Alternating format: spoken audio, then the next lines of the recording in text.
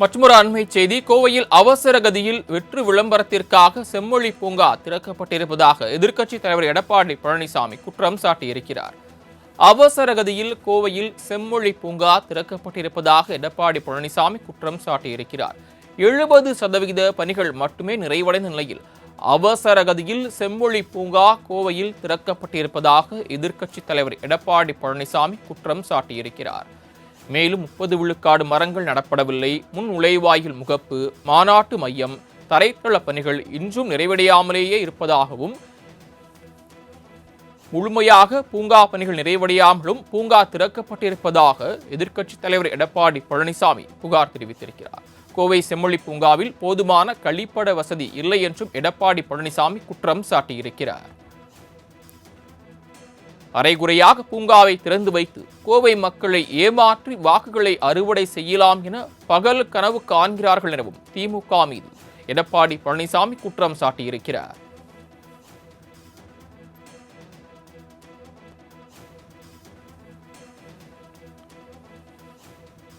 கோவையில் முதலமைச்சர் மு.க. ஸ்டாலின் செம்மொழி பூங்கா திறந்து வைத்திருக்கக்கூடிய நிலையில் அந்த பூங்காவில் முழுமையாக பணிகள் நிறைவடையாமல் வெறும் 70 விழுக்காடு மட்டுமே நிறைவடைந்திருப்பதாகவும், மற்ற பணிகள் அப்படியே இருப்பதாகவும், இந்த நிலையில் வாக்குக்காக மட்டுமே அவசர கதியில் பூங்காவை திறந்து வைத்திருப்பதாகவும் எடப்பாடி பழனிசாமி திமுக மீது குற்றம் சாட்டியிருக்கிறார்.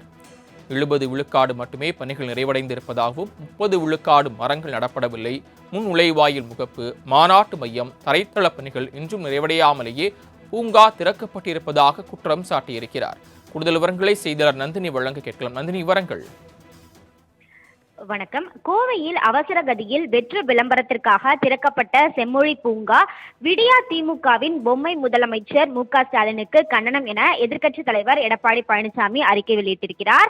அந்த வகையில் கோவை காந்திபுரம் சிறைச்சாலை மைதான வளாகத்தில் 204 கோடி மதிப்பீட்டில் கட்டப்பட்டு வந்த செம்மொழி பூங்காவை பணிகள் முழுமையாக முடிவடையாமல் அவசர கதியில் விளம்பரத்திற்காக திறந்து வைத்துள்ளதாக குறிப்பிட்டுள்ள எதிர்க்கட்சித் தலைவர் சுமார் 70% பணிகள் மட்டுமே முடிவடைந்துள்ளதாக கோவை மக்கள் புகார் தெரிவிப்பதாக குறிப்பிட்டிருக்கிறார்.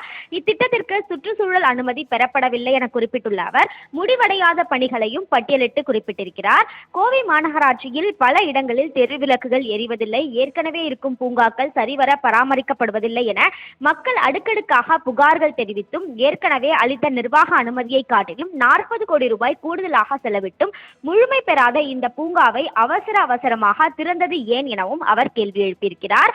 அது மட்டும் அல்லாமல் திமுக அரசு பொறுப்பேற்று 5 ஆண்டுகள் முடிவடைய இருக்கக்கூடிய நிலையில் கோவை மாவட்ட மக்களையும் தொழில்துறையின் கோரிக்கைகளையும் திமுக அரசு தொடர்ந்து புறக்கணித்து வருவதை குறிப்பிட்டுள்ள அவர் அதற்கான பட்டியலையும் தற்போது வெளியிட்டிருக்கிறார். அந்த வகையில் திமுக அரசு அதிமுகவின் அரசு கொண்டு வந்த பல திட்டங்களை கைவிட்டு விட்டதாக குறிப்பிட்டுள்ள அவர் இந்நிலையில் எடுத்தேன் கவிழ்த்தேன் என அரசு சக்கரத்தை சுழன்றும் குணம் கொண்ட முதலமைச்சர் அரைகுறையாக இந்த பூங்காவை திறந்து வைத்து கோவை மக்களை ஏமாற்றி வாக்குகளை அறுவடை செய்யலாம் என பகல் கனவு காண்பதாக குறிப்பிட்டுள்ள அவர் திமுக அரசின் 2026 நடைபெற உள்ள சட்டமன்ற பொதுத் தேர்தலில் கோவை மாவட்ட மக்கள் தகுந்த பாடம் புகட்டுவார்கள் எனவும் உறுதிபட தெரிவித்திருக்கிறார். அந்த வகையில் பார்த்தோம் என்றால் கோவையில் திறக்கப்பட்ட செம்மொழி பூங்காவில் 70% பணிகள் முடிவடையவில்லை என எதிர்க்கட்சித் தலைவர் எடப்பாடி பழனிசாமி குற்றச்சாட்டை முன்வைத்துள்ளது குறிப்பிடத்தக்கது.